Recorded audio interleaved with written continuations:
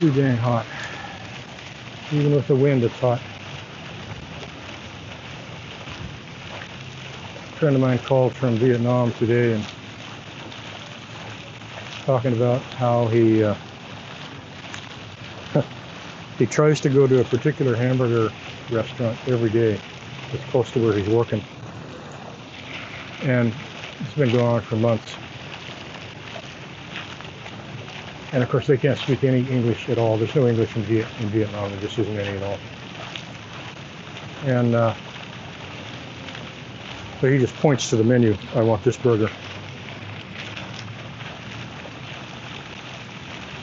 And every single day, without fail, every single day, they cannot understand what he wants. And he called and he was griping about that, saying, what do they not get? They make a menu. You know, they have item number 1, item number 2, item number 3, item number 4. There's only 4 items on the menu. And he points to the one he wants. And they shrug. They don't know. They don't know what he's talking about. And he was saying those are the dumbest people on the face of the earth. And I said, no, they're not. Because it's like that in every single Southeast Asian country. I've lived in almost all of them. One of the reasons I came to the Philippines was because I was tired of struggling with that.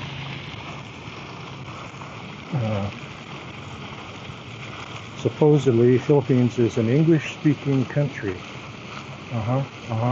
No, it ain't.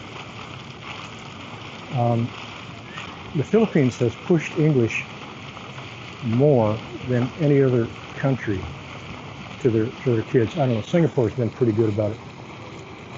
I think Philippines more so.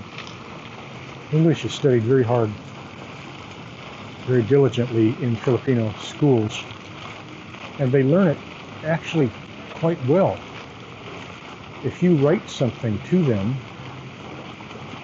they can read it just fine, and they can write it back pretty well. And if you speak to them, you can, they got like a 85% understanding rate of what you said. So if they try to speak to you, you will not understand one word hardly at all. You're going to have like a 10% rate of understanding when a Filipino speaks to you. Okay, now the problem is that Filipino is speaking English. They're speaking every single English word, proper sentence structure for the most part, syntax, everything. But they're speaking with such an extreme accent. You can't understand them. You cannot understand them. You cannot. I challenge you. I end up walking out of probably, I don't know, 30% of the restaurants I go into in Manila.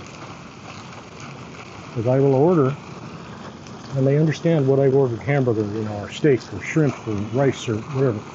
They understand that. And then they have to, they've got to come back for you. And they will say, what is it? And you say, what? What? Excuse me, what? And they say, and you say, I'm sorry, I can't understand. Can you speak slowly, please? And you will not get one word. You will not get one word. It could be that they're asking, how many of these do you want? Do you want it oversized? Do you want to change the rice for the potato? It could be absolutely anything that they're asking you. And you're not going to get it because they're speaking Filipino English. And it's all the right words. They're pretty much all the right words. But they were taught English by Filipino teachers who all had this extreme heavy accent, just extreme accent. And so what did they teach to their students? An extreme heavy accent. There are very, very few native English speakers in the Philippines. I don't know why. There are in lots of other countries. But English in Southeast Asia is just a big, big problem. Singapore, kind of, sort of, you can get along.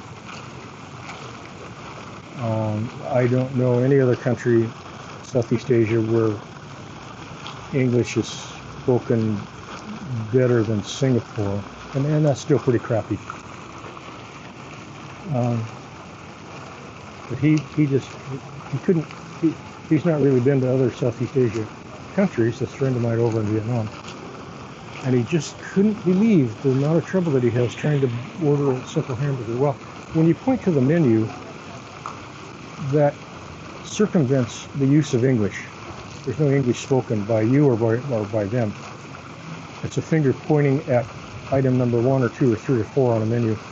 And you would think that they would, their little chicken brains, you would think would grasp the concept, and they would say, okay, or whatever they say in Vietnamese, and they would go fetch that and bring it back to you. No.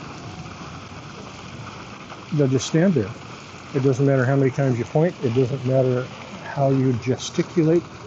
It doesn't matter. I went through that also in Vietnam, well, in all the countries, they're all about the same. Vietnam might have been a tad worse, but not by much.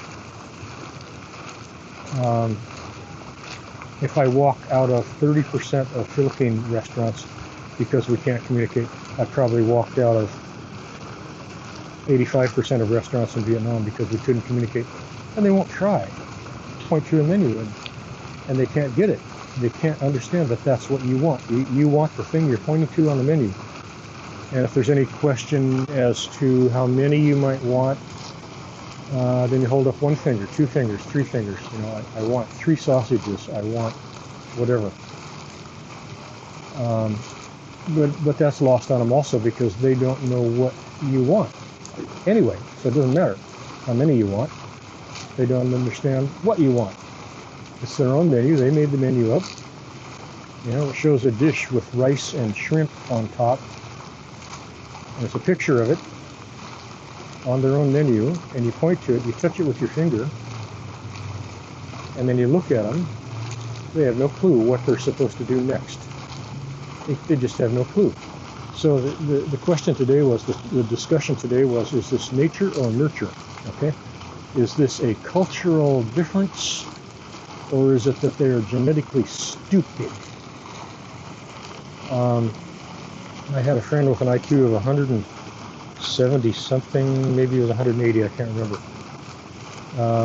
He guaranteed me that it was all cultural.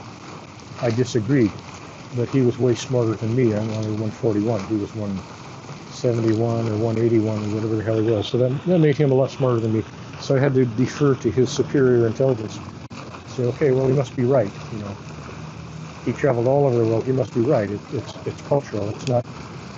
You know, their brains are capable of understanding, but their culture precludes it.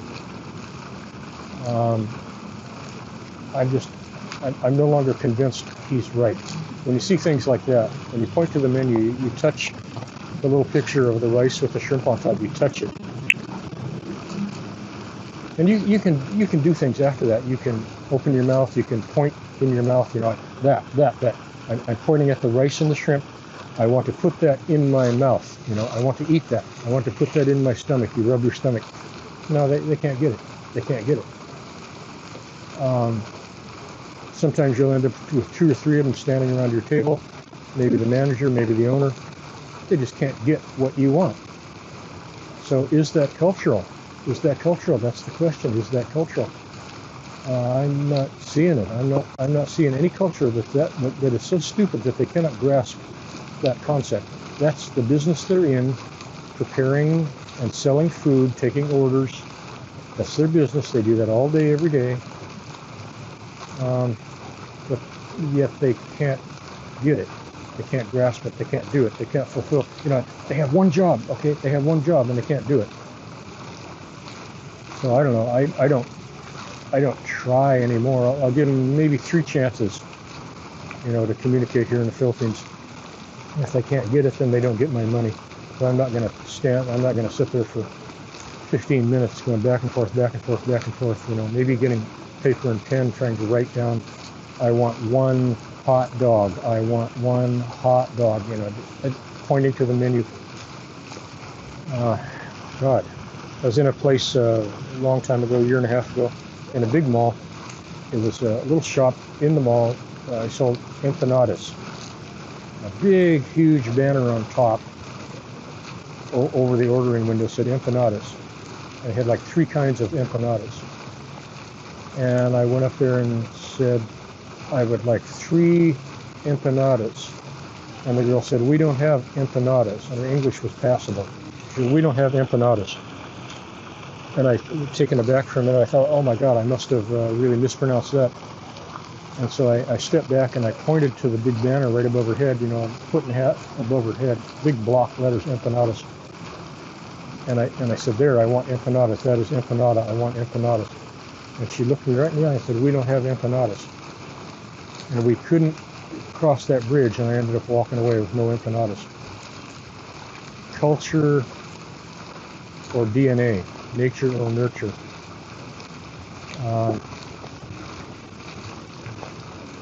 I'm leaning very, very heavily towards DNA, nature. Their brains, you know, you ask a dog to spell empanadas, no, he's not going to do it. Give him one, he'll eat it, but no, he can't spell empanadas. You ask him, do you have empanadas? He's going to cock his head and look at you. You know, that's kind of what you're dealing with in Southeast Asia, and lots of other countries are the same. Africa, my God, don't even, you know, let's not even go there. So I just suddenly realized I'm sitting here on a little thing next to a fountain trying to record this little podcast thing, and I bet you that fountain has completely annihilated the audio. I'll have to see if I can, how much of that can I take out in post. Oh, what a moron. Okay, there you go, nature or nurture. This is a DNA shortage right there, because I sure in the hell should know better than this. But I didn't. I sat next to a fountain. You know, I go sit next to a waterfall and try to record a video, audio video. You know, come on, okay. That's not culture, that's just plain old stupidity. So there you go, folks. There it is. Alrighty, that's my rant for this 15-minute block of time.